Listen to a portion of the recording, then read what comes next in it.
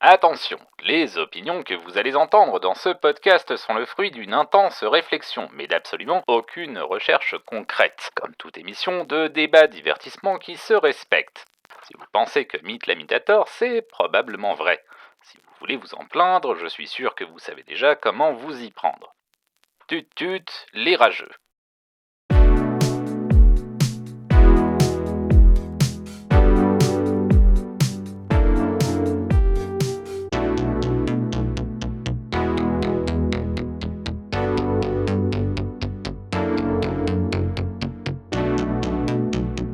Salut tout le monde et bienvenue dans Hot Takes et Slow Burn, le podcast qui distille les cerveaux et rince les opinions. Je suis Mythe la Mythe, j'ai beaucoup de choses à dire, j'ai que ça à foutre, et pour cette émission, je suis rejoint à nouveau par Loli. Salut Loli. Salut. Alors Loli, toujours la conteuse préférée d'Internet. Oui, très très célèbre mondialement dans son quartier, son facteur, son chien qu'elle n'a pas, et son chat aussi. Enfin, ses chats même. Donc la dernière fois qu'on s'était vu, Loli, c'était pour fêter les 30 ans de Choupi. Dans un épisode désormais légendaire C'est ça. de Hot Takes et Slow Burn. Que j'invite tout le monde à aller écouter ou réécouter, évidemment. Mais là, tu montres que Choupi, en fait, est un gros demeuré. Oui, non, ouais, ça à la rigueur, pourquoi pas. Mais disons que il y a peut-être un petit délit de publicité mensongère vis-à-vis du livre qui est abordé. Mais cette fois-ci, je te promets qu'on ne parle pas de Choupi, on ne parle pas de monstruosités à deux bouches que sont les pingouins. Mais j'ai quand même une théorie, hein. Si ça tombe, si Choupi, il est macroniste, le livre n'est pas mensonger. Ah, ça c'est un point qui se tient. On ne dira pas que ça a été un échec, on dira juste que ça n'a pas marché. Et puis il y a tout un rapport avec l'assistanat et tout ça, mais bon, On s'égare. ça ferait un autre épisode très intéressant, mais qui n'est pas le sujet de ce dont nous voulions parler aujourd'hui, puisque nous allons parler de quelque chose de complètement différent pour cet épisode. Car il m'a semblé apprendre au détour de nos conversations et de l'observation de tes posts sur différents réseaux sociaux que toi et moi avons une passion en commun, à savoir le jeu de rôle. Mais tout à fait. Le jeu de rôle sous toutes ses formes. Et donc, je me suis dit que tu allais être une interlocutrice de choix pour le sujet qui m'intéresse, dans la mesure où nous allons parler de l'intersection entre le jeu et la narration à l'intérieur de l'activité du jeu de rôle. Toi, en tant que rôliste et en tant que conteuse, je pense que tu vas justement avoir des éclairages tout particuliers à apporter à la discussion. Mmh. Donc, pour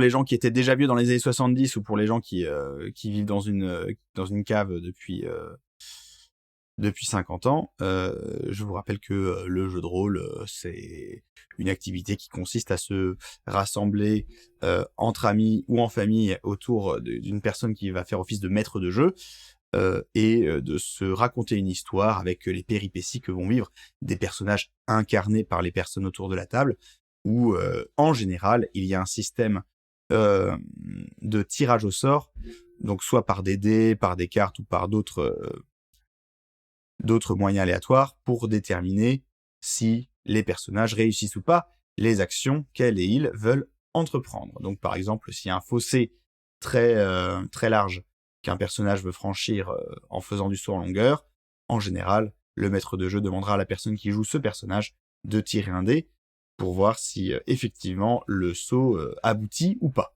Et à charge du joueur d'habiller ça, avec plus ou moins de panache suivant le score obtenu. Et aussi de proposer des choses raisonnables, parce qu'évidemment, si on propose des choses pas raisonnables et qu'après les dés se vengent sur le personnage, il se passe des choses très regrettables. Donc bon voilà, l'activité jeu de rôle, globalement c'est ça, il y a plein de systèmes différents, on n'est pas obligé de jouer à Donjons et Dragons, on n'est pas obligé de faire du médiéval fantastique, c'est pas obligé qu'il y ait de la violence à l'intérieur du jeu, Heu, C'est ça, c'est pour moi, pas oui, les c'est pas obligé non plus, d'être, joué avec des dés ou des moyens aléatoires. Tu as certains systèmes où, tout est, à la bouche, où, tu décris ce que tu fais. alors effectivement, je pense, au vieux système basé sur, Les Princes d'Ambre de Roger Zelazny, où, c'était un système de négociation et de degré d'influence entre les joueurs, qui était déterminé, par enchère au début de la partie et ensuite c'était ces niveaux d'influence qui déterminaient l'issue des interactions. Mais dans une majorité de systèmes, c'est quand même un outil aléatoire qui va servir à déterminer l'issue des actions entreprises. Ce qui explique les pertes prématurées de personnages sur de malheureux jeux de jets de dés. C'est vrai Et que quand bien même il n'y aurait pas de violence, il y a souvent du danger et du péril dans ces aventures, et donc les personnages peuvent se retrouver dans des situations extrêmement précaires qui les mettent face à des issues fatales. tout à fait. Et donc, je sais pas si tu as remarqué, mais courant 2020, il s'est passé un truc. On n'en a pas beaucoup parlé dans les médias, mais moi je pense que c'était quand même un événement important. Euh, c'est que il y a beaucoup de gens qui sont beaucoup restés chez eux sur des longues périodes étendues et qui avaient plus le droit de sortir. Alors évidemment Oui, maintenant, ouais, je sais plus pourquoi. je crois qu'il y a eu une épidémie de: «J'ai envie de faire mon pain moi-même à la maison parce que je peux plus aller le chercher à la boulangerie sans avoir un petit papier avec». Ah, c'est ça, c'était une infection aux levures et on a C'est utilisé les ça. levures pour faire du pain, je me souviens maintenant. Le retour à la nature où on se battait pour des PQ et de la farine alors que le PQ n'entre pas en jeu dans la recette du pain. C'est vrai, il y a pas. Ou Vous alors regardez je les ne recettes peux de levain pas. sur internet, il y a pas de PQ dedans, hein. Ah, peut-être que si jamais tu veux élever ta propre souche from scratch, tu sais, tu Ah oui, humidifies et puis tu mets, un petit peu de farine et puis de bactéries, et puis hop, tu démarres ta propre culture et puis bon appétit bien ah, sûr. effectivement, effectivement. Et donc, en plus de cet événement qui est étrangement passé inaperçu, il y a eu une petite série sur une plateforme de vidéo à la demande pas très connue, mais qui a eu un vrai succès critique, qui s'appelait euh, Stranger Things, je crois, sur je sais plus, Netflix, un Ouais, truc comme ça. ouais, par contre à Skip, la série, elle a fait vachement vendre des guirlandes lumineuses parce que c'était dans la déco et tous les gens ont voulu leurs guirlandes lumineuses. Et ben, il y a pas que les guirlandes lumineuses qui ont eu un boom de vente à cause de cette série, puisque la conjonction en fait de ces deux événements a eu pour conséquence une hausse des ventes historique pour Donjons et Dragons, et donc pour la démocratisation de la pratique du jeu de rôle, puisque beaucoup de gens en fait par curiosité sont allés voir d'autres systèmes après, et ça a créé un écosystème de de discussion sur Internet beaucoup plus étendu et beaucoup plus grand public que ce qui a pu exister jusqu'alors. Parce que je pense que ça coïncide aussi avec l'explosion du succès de la série en streaming Critical Role, où on voit des gens jouer à Donjons et Dragons pendant 4 heures en direct. Bon, le succès ne ment pas, mais personnellement, j'ai pas le temps pour ça. Mmh. Et donc, avec cette mise en avant et cette démocratisation de la pratique du jeu de rôle, c'est aussi mise en avant une démocratisation de la discussion sur la pratique du jeu de rôle. Et à partir du moment où on commence à discuter de sa propre expérience et de comparer son expérience avec celle des autres et à observer des différences, eh ben, l'être humain étant ce qu'il est, on se met à dire que ça c'est bien, ça c'est mal, ça c'est mieux que ça, et à faire des classements, et à avoir ce qu'on appelle en bon français un discours à propos de la pratique du jeu de rôle. Oui. Je sais pas si tu as eu l'occasion de voir un petit peu ce genre de discussion sur YouTube ou sur Twitter. Enfin, j'ai vu surtout des discussions entre, les anciens rôlistes, gardiens du dogme: «C'était comme ça qu'on jouait avec 12 000 dés et il fallait au moins une soirée de 6 heures pour comprendre les règles. Le jeu de rôle, monsieur» parce que oui, à l'époque, les filles, ça jouait pas. «Le jeu de rôle donc, ça se mérite!» Face aux nouveaux joueurs qui sont: «Hé, tu es humain?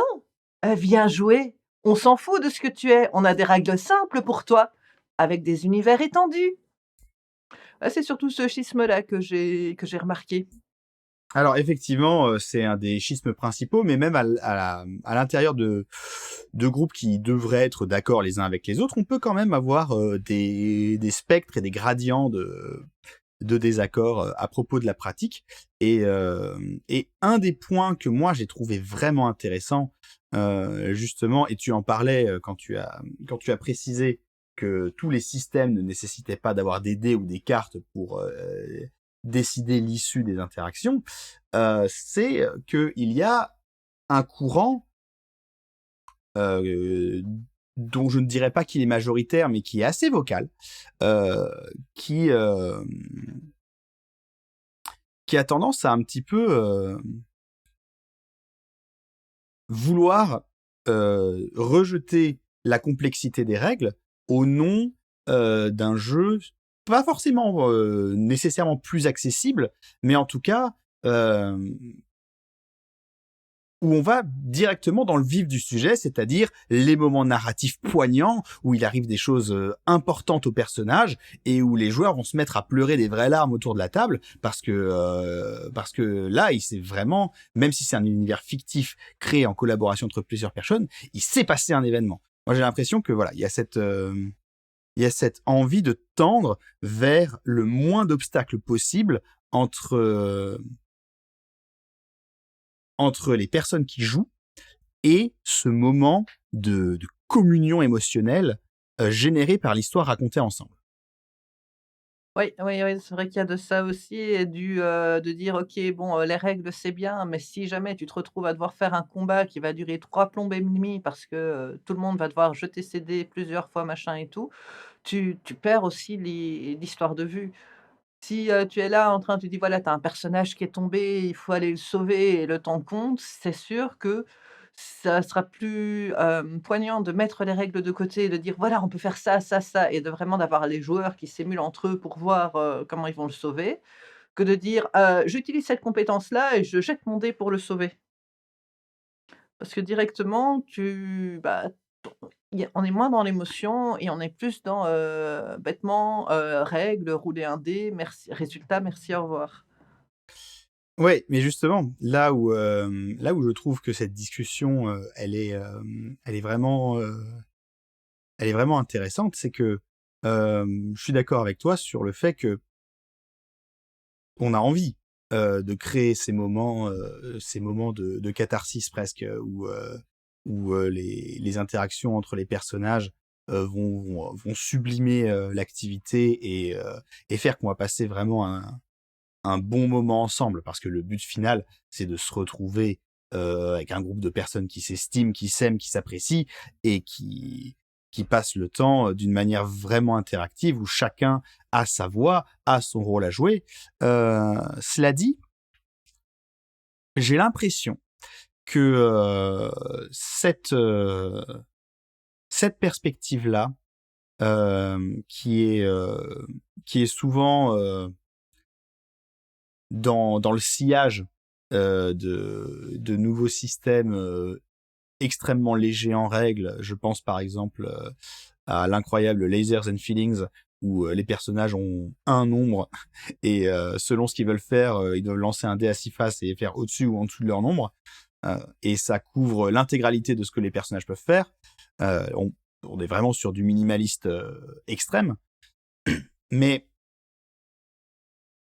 le truc, c'est que je pense que parfois, dans cette démarche, il y a quelque chose qui relève du procès d'intention fait aux règles, sous le prétexte que le jeu de rôle à l'ancienne, et on va souvent viser des jeux assez spécifiques comme par exemple Donjons et Dragons 3e édition ou Pathfinder 1re édition comme parangon de cette époque-là, de jeux extrêmement complexes où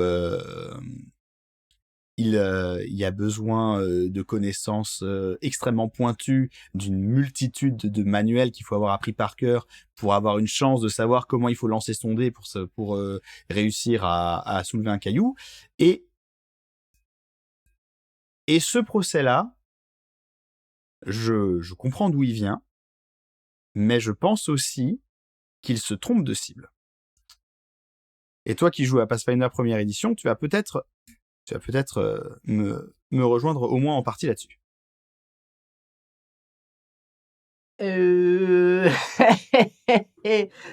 Certes, mais enfin, je veux dire, j'ai vu la décision, la décision, moi, la différence entre les anciennes règles et les nouvelles règles, mais il y a quand même, je trouve, un truc avec les lancers de dés, c'est que ça te met quand même l'aléatoire au milieu de ta partie.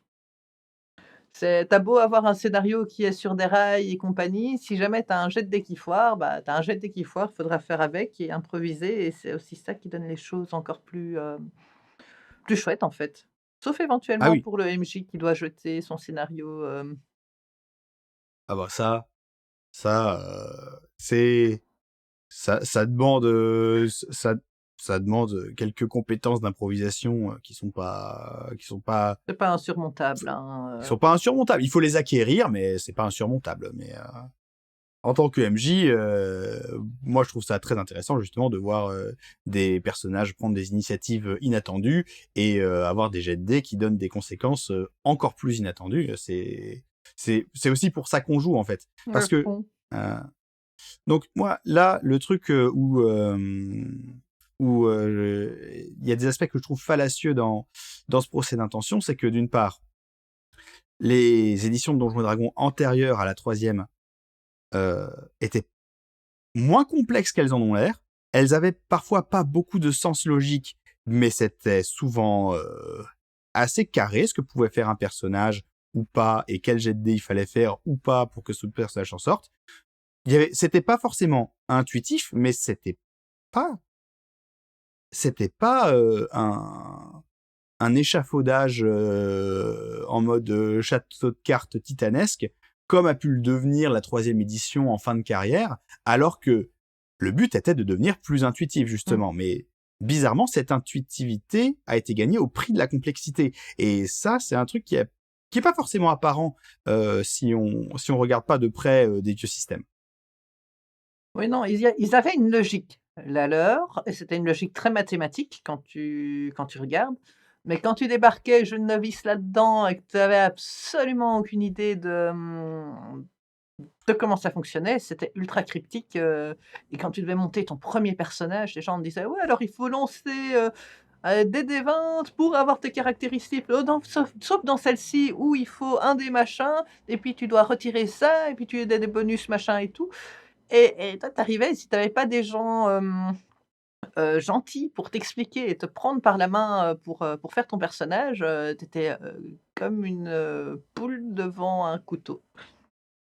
Mais c'est sûr que il y avait des problèmes d'accessibilité. Il y a plein de jeux plus récents, plus modernes qui ont fait de vrais efforts de game design pour essayer de résoudre ça, tout en restant parfois extrêmement complexe parce que on dit oui, Donjons et Dragons 5e édition, beaucoup plus accessible que les précédentes. C'est pas complètement faux, mais ça reste un jeu vraiment complexe. Oui, c'est ça, Euh, de nouveau, pour un novice qui arrive là-dedans, si on le prend pas par la main, c'est de l'ésotérisme, hein. C'est sûr. Cela dit, quand on prend par la main, parce que c'est ce que j'ai fait avec certaines des personnes qui jouent à ma table, quand on prend par la main, pas de problème, ça marche du tonnerre. Mais donc, tu en parlais, le dé qui introduit une part d'aléatoire et qui permet de faire venir de l'inattendu, et donc des retournements de situation dramatiques, ça va être un premier point qui va être important dans le rôle des règles, parce que les conditions dans lesquelles ces dés sont jetés sont conditionnées par les règles.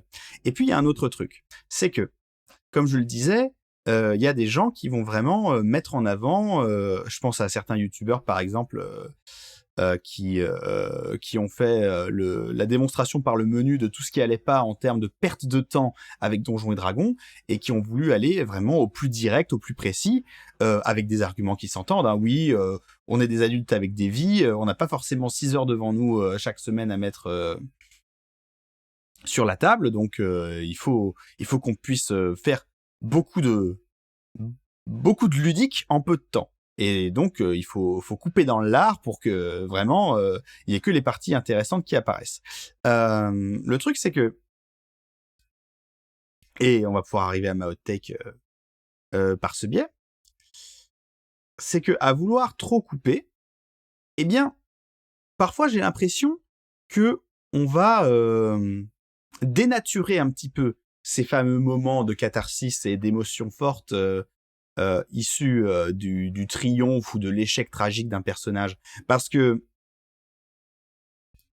c'est le classique, c'est la classique dichotomie entre le chemin et la destination.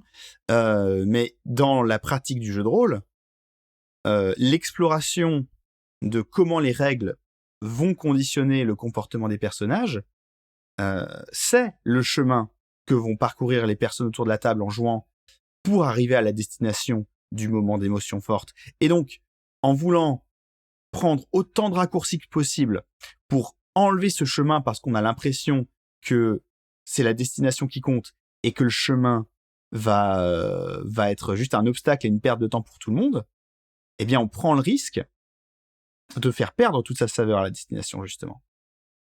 Oui, bah, c'est vrai que quand tu regardes, il y a parfois les meilleurs moments qu'on ait passés en, timing, en tant que personnage, en train de les jouer, c'est parfois, bêtement une soirée à l'auberge où on s'était arrêté pour faire un bivouac machin ou alors, bah, les bivouacs, le temps en fait où juste on s'éloigne un peu du scénario qui est il faut aller, chercher un truc bien loin ou il faut aller sauver quelqu'un bien loin et pour se concentrer sur les interactions entre les personnages entre eux et les personnages et l'univers. Parce que ça t'apprend aussi à connaître, l'univers dans lequel tu joues.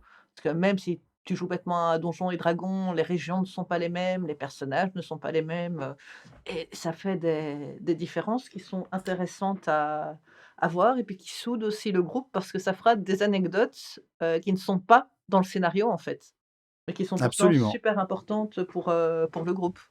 Je veux dire, je prends Bah, mon justement, je ouais, vas-y. je prends mon exemple personnel, on est un groupe où on joue, du Donjons et Dragons, et on est, pour le moment dans les terres froides et compagnie. Tu dis à mon groupe de joueurs, tu leur dis, «Nuée de corbeau», on est tous en PLS, quoi. Alors que c'est juste un add du jeu, un monstre, machin et tout, mais on a eu tellement d'anecdotes avec ces trucs-là, quand notamment de faillir crever sur une petite nuée de corbeaux comme ça, parce qu'on a tous fait des jets catastrophiques. Ça reste un super souvenir que si on avait zappé, ce combat-là ou dit juste: «Oh bah, c'est qu'une nuée, c'est bon, c'est réussi d'office», on l'aurait pas eu. Oui, bah oui. Et de la même manière, à ma table, une des meilleures sessions qu'on a eues, c'était une session où, pour mener l'enquête sur un personnage que les joueurs soupçonnaient d'être le méchant, ils se sont retrouvés à participer à une foire où ils ont passé toute la session à faire des jeux, à la foire, à faire des jeux d'adresse et des quiz et des conneries comme ça, des concours de manger des tartes. Et ben, ça a été une super session où tout le monde s'est vraiment, vraiment beaucoup amusé. Et Et donc, il y a ce côté-là, effectivement, où il n'y a pas besoin que les moments soient poignants pour que ce soit des moments mémorables. Et même, le fait qu'il y ait des règles, ça, ça permet aussi aux joueurs de se dire, voilà, mon personnage, il peut faire ça. Et donc, puisque les règles fonctionnent de cette manière, je vais pouvoir tenter de faire cette séquence-là qui va avoir des conséquences, qui va être spectaculaire ou qui va vraiment participer à la réussite du groupe. Et en fait, le truc que ça m'a évoqué, c'est une vidéo que j'avais vue il y a longtemps sur la chaîne du mathématicien Michael Launay, une vidéo qui s'appelle Quand l'utile se cache dans l'inutile.